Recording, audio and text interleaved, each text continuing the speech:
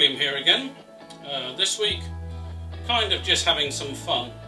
We all watch YouTube and admire what other people do, but this week I actually want to have a go at a few things that I've seen other people do and seem to be having some fun with. So the projects that I want to do this week, there are basically three little things I want to do. Firstly is to turn a bowl or a dish, whatever you want to call it, from the whole log instead of the traditional half log that we might use for any natural edge or live edge bowl. Now, all three of these projects are kind of taking me out of my comfort zone a little because I intend turning them from wet wood. The whole log bowl, that's going to be turned from a bit of Laburnum which I found in my wood pile, and the other two small pieces are going to be made from holly from a tree which was downed just last year. Okay, so this is a piece of Laburnum that I've chosen for the project. I'm not too sure of the history of it because it was given to me, but it feels very heavy, so I'm guessing it's quite green, but conversely a lot of the bark is gone on the outside, which leads me to believe it's been rotting on the ground for a few months at least. Now, the little bit of research that I've done and a couple of little sketches on paper lead me to believe that for this type of project the width of the bowl needs to be about 70% of the length to get that nice winged effect. So this bit of wood being about 6 inches in diameter, I need to reduce to just under 9 inches in length.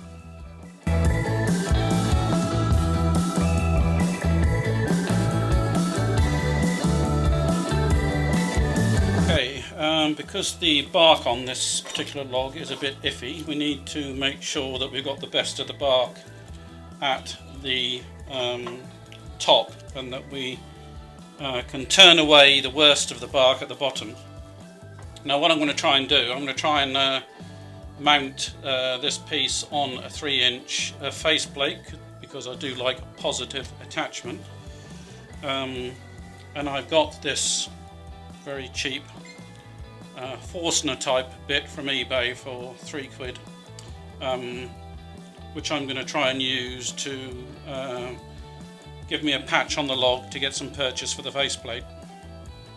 Okay, we're going to get it mounted onto the 3-inch faceplate here. As I mentioned, I do like positive attachment for security, and then moving on, getting it mounted on the lathe and finding that sweet spot where there's little or no vibration. In this case it's bottomed out at about 700 RPM for the time being. Okay, then we need to start off by getting a rough shape across the bottom. I think I'll be going for a kind of semicircle in cross section. As I suspected, I'm going to have a bit of a problem with this piece of timber because the sapwood is very pithy indeed, and I'm not sure whether it or the bark is going to stay in place.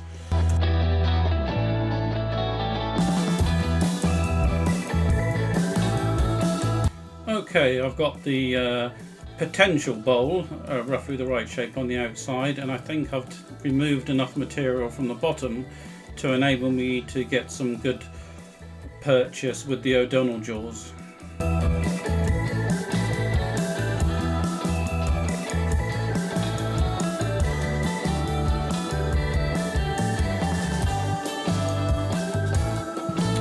Here then, just removing the piece from the 3-inch faceplate and mounting it into the O'Donnell jaws.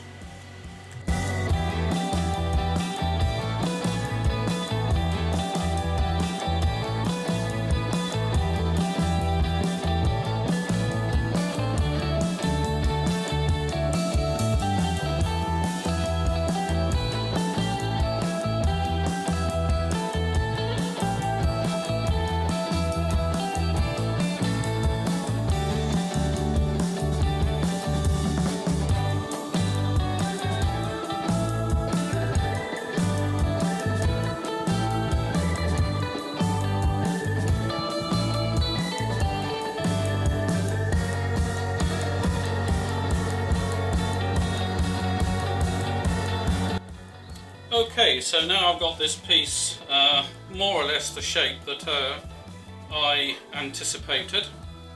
I'm going to do something else that I wouldn't normally do. That is, I'm going to go and dry it in the microwave. Now, I'm not just going to put it in the microwave and hope for the best. I'm going to try and dry it in a controlled way, recording what I do. Now, since I know that the moisture content of this piece is currently about 30%, I can weigh it, and using some very simple maths on a spreadsheet, I can work out when the bowl is approximately 10% in moisture content, which is my target. Finally, a bit of advice to you guys, I would not try this at home while your wife is around. Okay then, to start off we'll weigh the piece in at 540 grams and then start a series of sessions in the microwave at 500 watts for 40 seconds and see what happens. Also, I'm going to put the piece in a polythene bag when it's in the microwave for two reasons.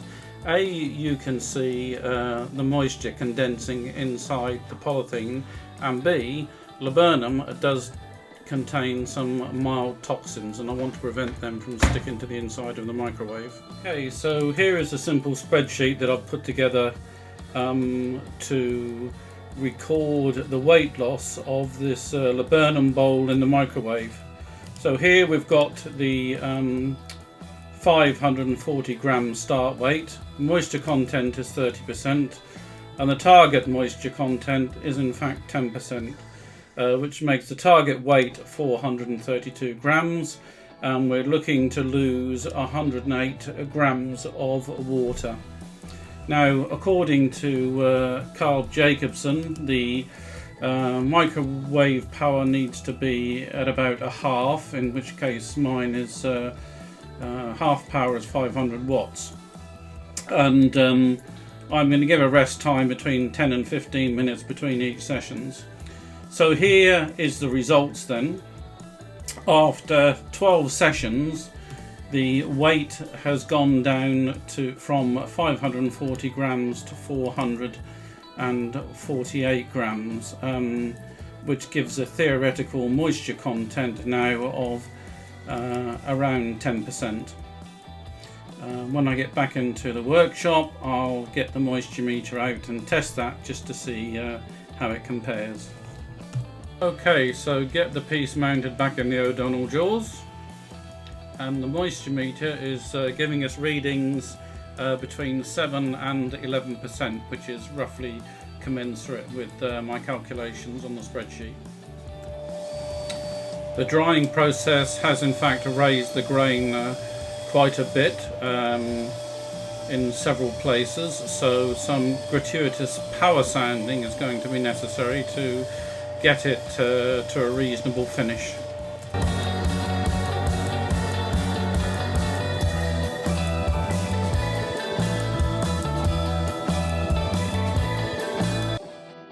Just going to treat the remainder of the live edge with some shellac here to seal it and to give it some uniform appearance. Also, hopefully the shellac will seal in the pith, preventing any further decay and bits falling off. Okay, my research has shown that tung oil is possibly the best choice of finish for laburnum, so I'm going to give it a try.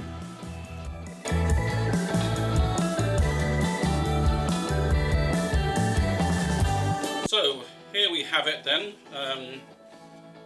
the output from this project. The good news is that the drying process, as described by Carl Jacobson, works very well. There are no cracks or checks.